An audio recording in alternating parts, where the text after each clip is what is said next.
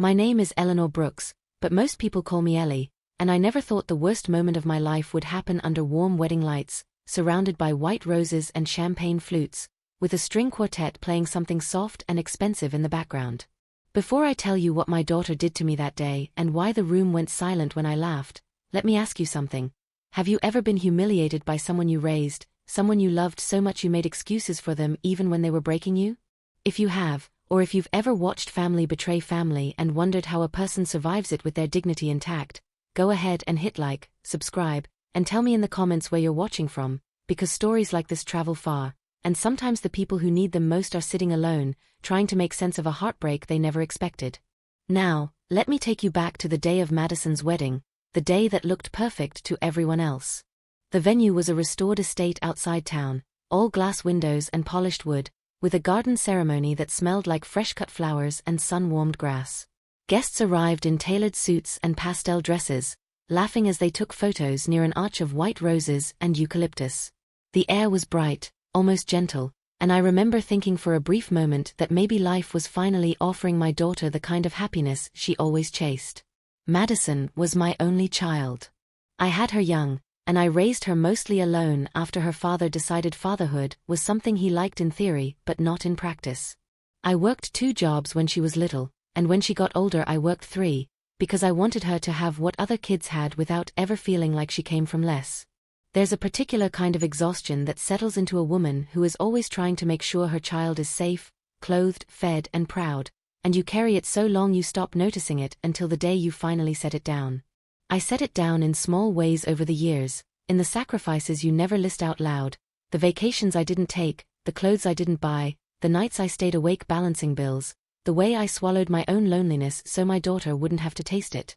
Madison grew up bright and beautiful and intensely ambitious. She always wanted the best schools, best friends, best opportunities, and I told myself that was a good thing. I told myself it meant she would never be trapped in the life I had to claw my way out of. But ambition can turn sharp when it's mixed with shame, and Madison carried a quiet shame about me that she never fully admitted, not in words, but in the way she introduced me to people, in the way she corrected my stories, in the way she acted like my presence was a detail she could edit out when it didn't match the image she wanted. Still, I showed up. I showed up to every graduation, every birthday, every milestone. Because that's what mothers do. We show up even when we're not wanted, because our love doesn't ask permission. When Madison met Ethan Miller, she met someone who looked like he belonged in the life she wanted. Ethan came from money, not flashy money, but established money, the kind that lives in quiet confidence. His mother, Claire Miller, was polished and precise, and she had a way of looking at people like she was evaluating them. When Madison told me she was engaged, I cried, because a part of me still believed weddings were sacred, still believed love was a promise. But when I met Ethan's family, I felt the truth shifting under my feet. Claire smiled at me with her mouth, not her eyes, and asked questions that sounded like small talk but landed like tests. Where did I work? How long had I been there? Did I own my home? Did I travel? I answered politely. I stayed calm. I tried to be the kind of mother Madison wouldn't have to apologize for. But the weeks leading up to the wedding were full of quiet signs that something was wrong. Madison stopped calling. When I texted, she responded late.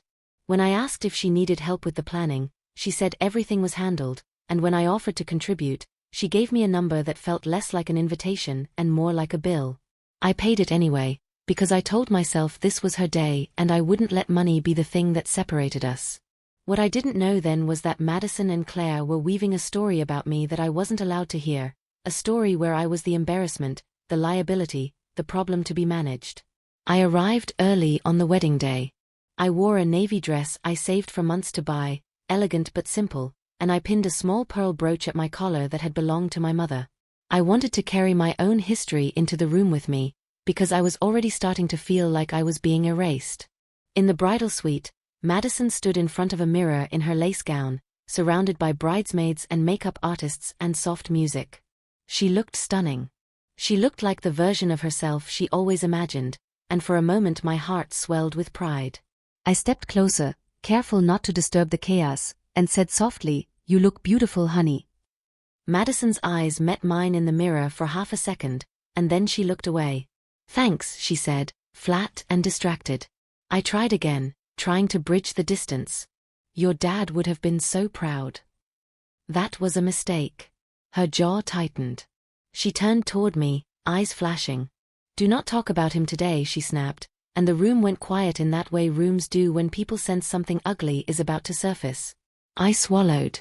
I just meant, I said do not, she repeated, low and sharp.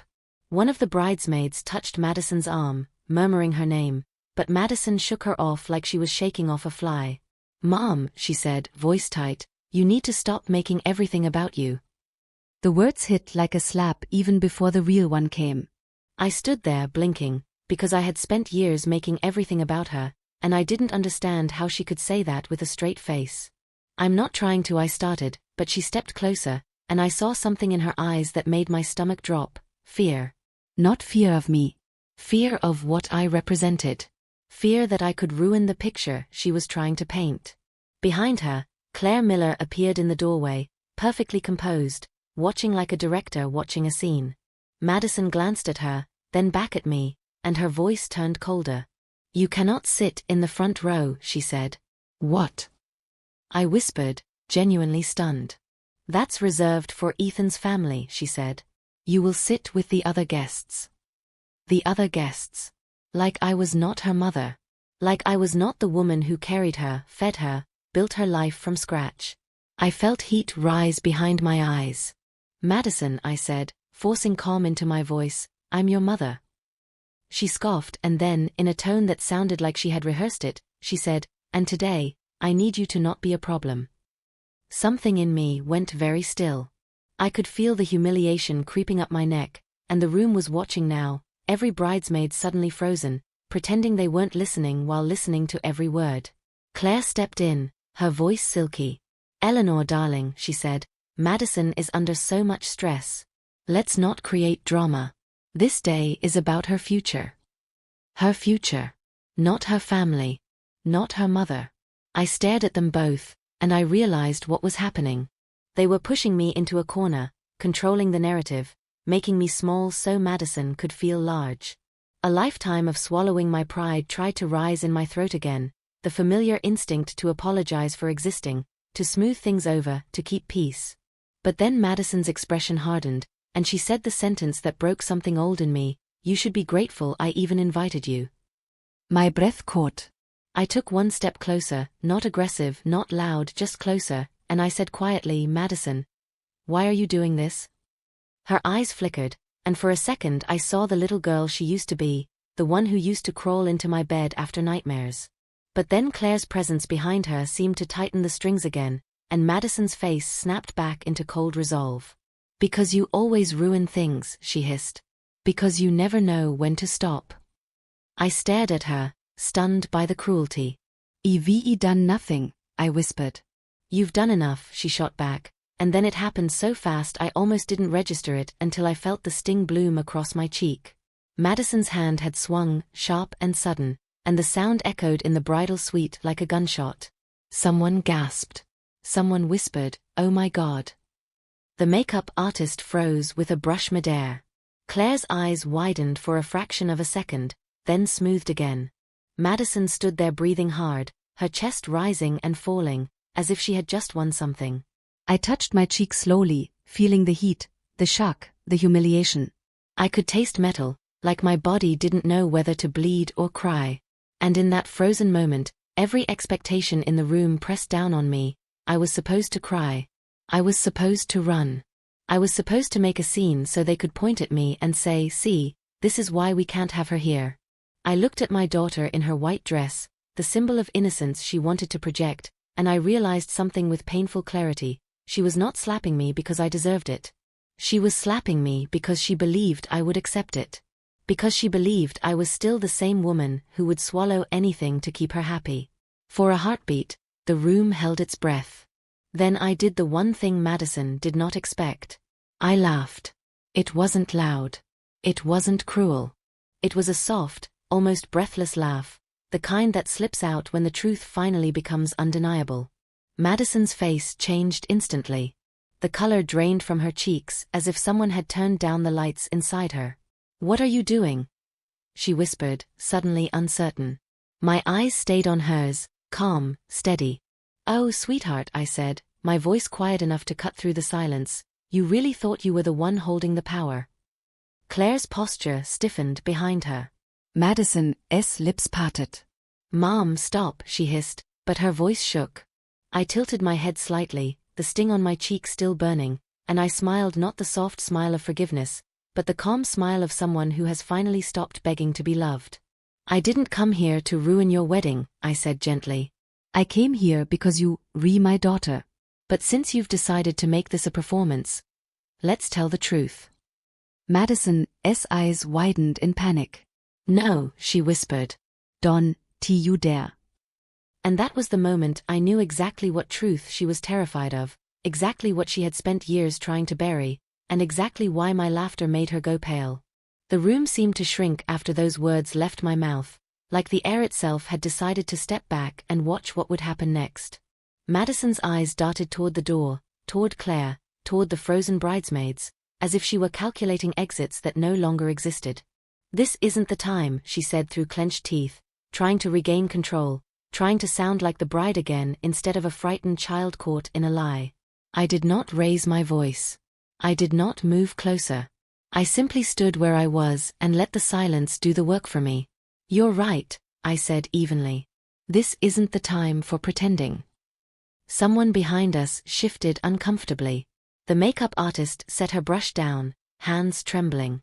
Claire stepped forward, her smile tight and brittle. "Eleanor," she said, with that same syrupy tone she used whenever she wanted to sound kind while being anything but, "Let's take a breath. Emotions are running high. We can discuss family matters privately." I met her gaze and held it. "There is nothing private about what just happened," I replied. "My daughter struck me in front of witnesses.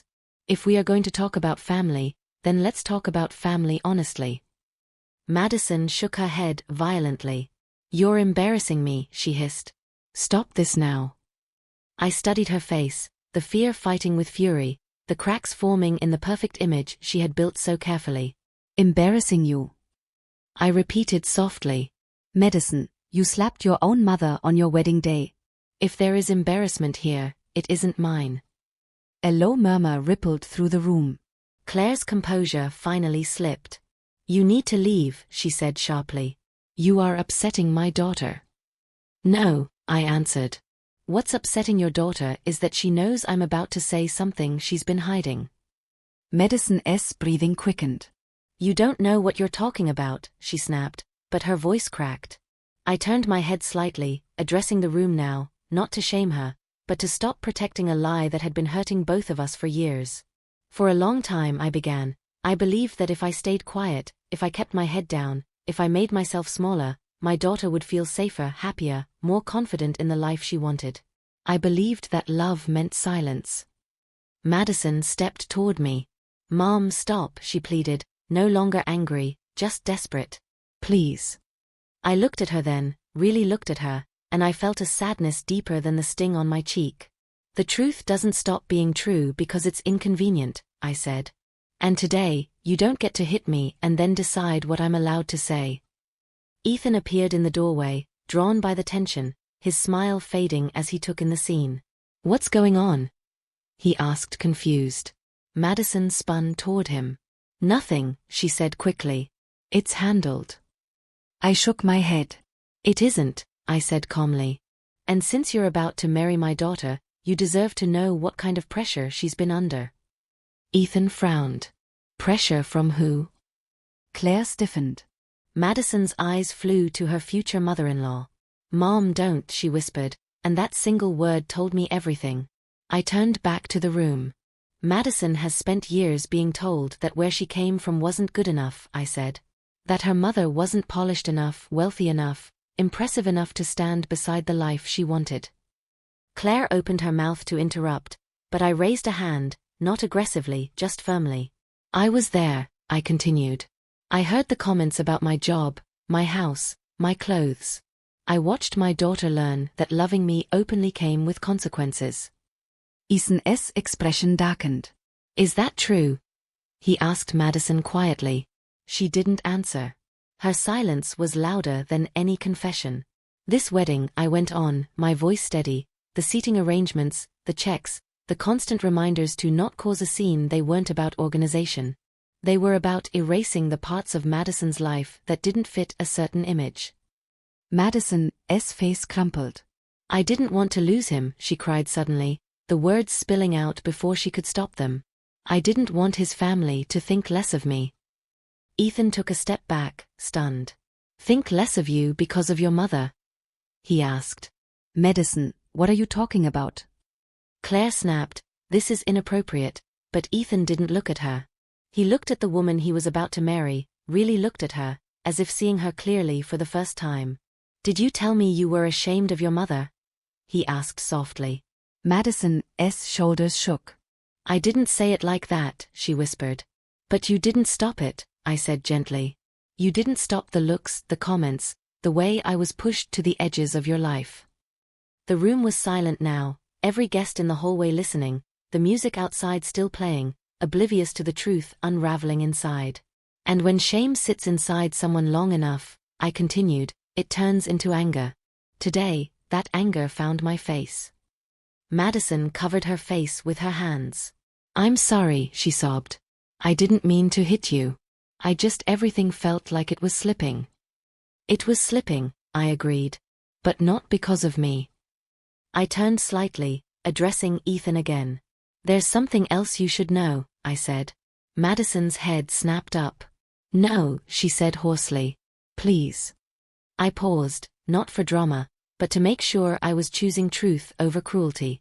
I'm not here to destroy my daughter's life, I said. I'm here to stop a lie from destroying all of us later. Ethan nodded slowly. Tell me. I took a breath. The money you think paid for this wedding didn't come from where you think it did, I said. Claire stiffened. Excuse me, she said coldly. Madison told you my contribution was minimal, I continued, looking at Ethan. That I insisted on something small. That I couldn't afford more. Madison squeezed her eyes shut. But that wasn't true, I said. I paid for nearly half of this wedding. Quietly. Because I was asked to. A ripple of shock moved through the onlookers. Ethan stared at Madison. Is that true? He asked. Madison didn't answer. She didn't need to. I didn't do it to buy a seat in the front row, I said. I did it because she's my daughter, and I wanted her to have the day she dreamed of. But it was never meant to be a secret. It became one because the truth didn't fit the narrative. Claire's face had gone pale. That's not what we agreed, she snapped. Agreed. Ethan repeated, his voice hardening. What agreement? Madison finally looked up, tears streaming down her face. I told her, she whispered. I told her not to say anything. I was scared. Scared of what? Ethan asked. Of being judged, she said. Of losing you. Ethan shook his head slowly, disbelief washing over his features. You thought I would leave you because your mother worked hard and loved you enough to help pay for your wedding? He turned to me. Is this why she asked you to sit in the back? I nodded once. She was told appearances mattered more than honesty. The silence that followed was thick, suffocating. Then Ethan took a step away from Madison, his face unreadable. I need a moment, he said quietly. He turned and walked out, leaving Madison standing alone in her dress, the illusion of control finally shattered. She collapsed into a chair, sobbing, hands clutching the fabric as if it might save her. Claire stood rigid, lips pressed thin, eyes blazing with anger she could no longer hide. You've ruined everything, she hissed at me. I met her glare without flinching. No, I said calmly. I stopped pretending. Madison looked up at me then, her eyes red and swollen. Why are you doing this? She asked broken. I softened my voice, because quiet revenge isn't about cruelty, it's about clarity. Because I love you, I said. And because I refuse to teach you that hurting me is the price of belonging. She sobbed harder, and for a moment the instinct to comfort her surged again. But I stayed where I was. You don't need to hit me to be chosen, I said gently. And I don't need to disappear for you to feel secure. The door at the end of the hall remained closed. The music outside kept playing. And in that suspended moment, everything Madison thought she controlled was hanging by a thread. The minutes that followed felt longer than the years I had spent protecting my daughter from consequences. Madison sat there shaking, mascara streaking down her cheeks, clutching her wedding dress as if it were armor, while Claire stood rigid beside her, fury simmering just beneath her polished exterior. No one spoke. No one moved. The truth had landed, and it did not need shouting to do its damage. Finally, the door at the end of the hallway opened and Ethan stepped back inside. His expression was different now, stripped of celebration, stripped of certainty. He looked at Madison for a long moment, then at me. "I need to understand something," he said quietly. "Did you know your mother paid for half of this wedding?" Madison swallowed hard. "Yes," she whispered. "Then why did you let my family believe she was barely involved?" Ethan asked. Madison's shoulders collapsed inward. "Because I didn't want them to judge me," she said. "I didn't want them to think I came from nothing." Ethan shook his head slowly, disbelief etched across his face. "You came from someone who sacrificed everything so you could stand here today," he said. "That isn't nothing." Claire scoffed sharply. "This is not the time for moral lectures," she snapped. "We have guests waiting." Ethan turned to her, his voice calm but cold. "This is exactly the time," he said. "Because if we ignore this now, it will poison everything later." He looked back at Madison. "You hit your mother," he said quietly. "And instead of apologizing, you tried to silence her." Madison began to cry again, the sound raw and unrestrained. "I didn't know what to do," she sobbed. "I felt trapped." I watched her, not with anger, but with a deep, aching clarity. "You weren't trapped," I said softly. "You were afraid. And fear makes people choose control over compassion." Ethan took a breath, steadying himself. "I need some time," he said, not unkindly. "Time to think about what this means." Madison looked up at him, terror flooding her eyes. "Are you leaving?" she asked. He hesitated. "I don't know," he answered honestly. "But I can't walk down the aisle pretending this didn't happen."